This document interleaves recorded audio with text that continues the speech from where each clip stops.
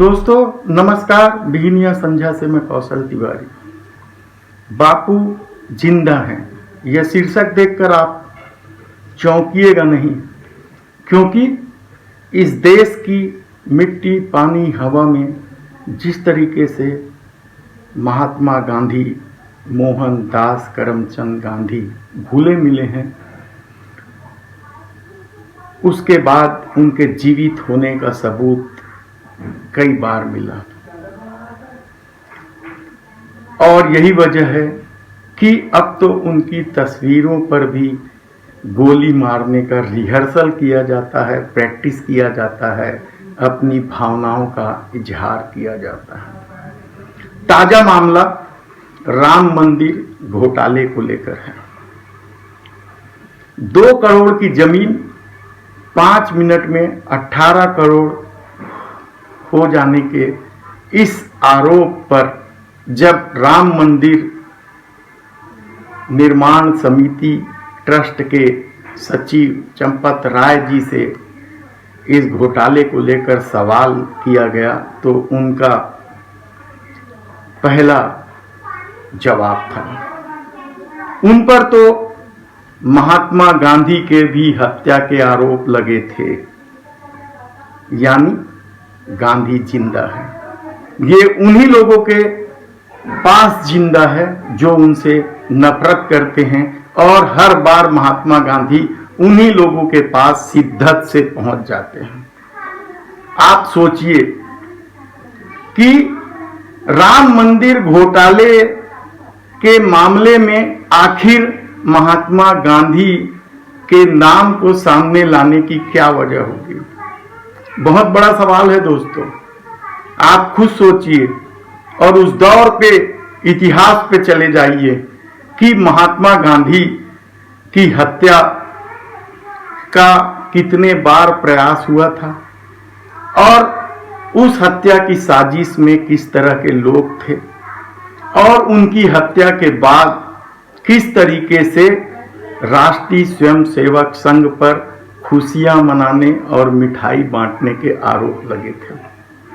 हत्या के आरोप में संघ के तत्कालीन सरसंघ चालक की भी गिरफ्तारी हुई थी, लेकिन वे बाइज्जत बरी हो गए।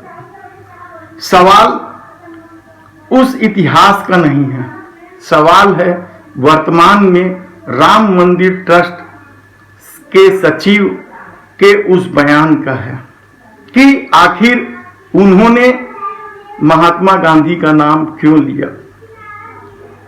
घोटाले अपनी जगह है, महात्मा गांधी इस देश के महान सर्वश्रेष्ठ महात्मा हैं, देश के बापू हैं, राष्ट्रपिता हैं। ऐसे में उनके नाम का उपयोग हैरान कर देने वाला है कि आखिर महात्मा गांधी को लेकर इनके मन में किस तरह का नफरत आज भी भरा हुआ है।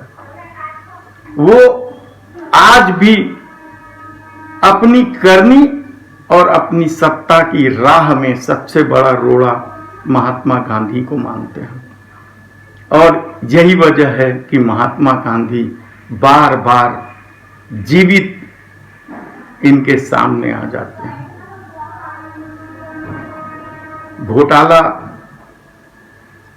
का क्या होगा यह कोई नहीं जानता, क्योंकि 2024 में लोकसभा का चुनाव है और अगले साल ही यूपी का चुनाव है।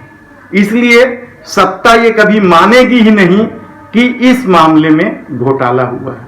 फिर भी कुछ सवाल है कि जब सरकार, सुप्रीम कोर्ट ने राम मंदिर के लिए पर्याप्त जमीन दे दी है, तब ट्रस्ट को जमीन खरीदने की जरूरत क्यों पड़ गई है, वह भी रेलवे स्टेशन के पास की जमीन। दूसरा सवाल यह है कि ट्रस्ट ने उस व्यक्ति से सीधी बात क्यों नहीं की। और भी बहुत सारे सवाल हैं। आखिर 5 मिनट में ये सब कुछ कैसा हुआ। हालांकि टोल आर्मी और व्हाट्सएप यूनिवर्सिटी फिर सक्रिय हो गए हैं कि लोगों का ध्यान भटकाने राम मंदिर का घोटाले का नाम लिया जा रहा है।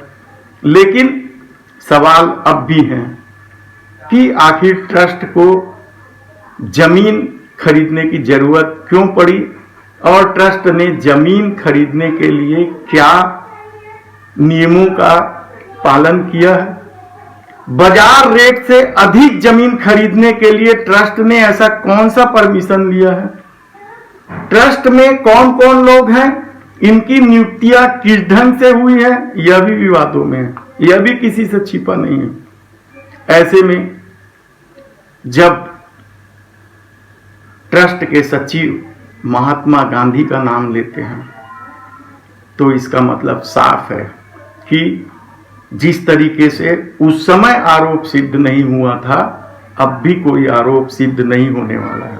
हमने इसकी वजह बता ही दी है कि अगले साल यूपी का चुनाव है और ऐसे में यदि घोटाले सामने आ जाएंगे तो फिर भाजपा की क्या स्थिति बनेगी। फिर लोकसभा का चुनाव है। ऐसे में घोटाले का तो कोई मतलब ही नहीं रहेगा, न ही यह कभी सामने आ पाएगा कि जमीन खरीदी को लेकर और बाकी आस्थाओं के पैसे का खर्च किस तरीके से किया जा रहा है। क्योंकि पहले भी राम मंदिर के नाम पर ली गई चंदा का कहीं किसी के पास कोई हिसाब किताब नहीं है, कोई जवाब नहीं है।